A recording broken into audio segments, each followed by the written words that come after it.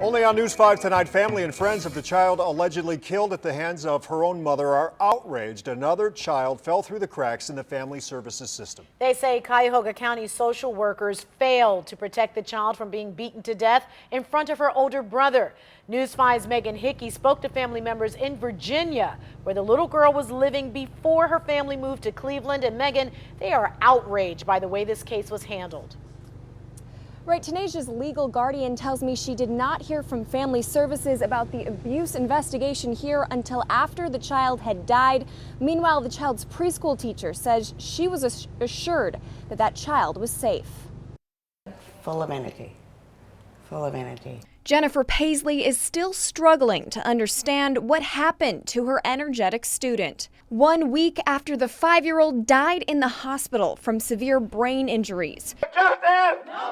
Here in Cleveland, family members and neighbors. Everybody on the street knew she was getting beaten. Tell me they witnessed Tanasia McLeod being beaten and alerted family services. But when social workers finally opened an abuse and neglect case in February, Paisley says she was told Tanasia was not in any danger.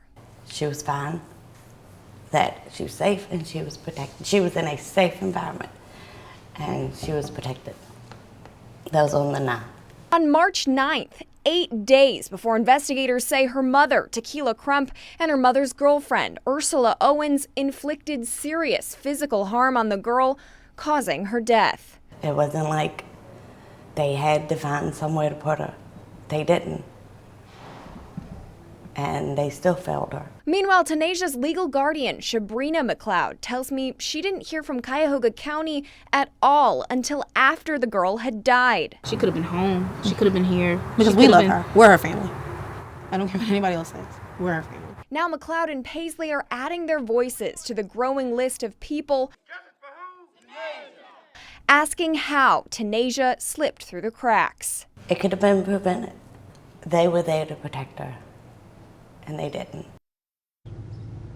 Now, Children and Family Services tell me they did not have enough evidence to remove the child from the home in the weeks leading up to her death. Right now, her family in Lynchburg says they're trying to get the girl's body back to Virginia. Live in Cleveland, Megan Hickey, News 5.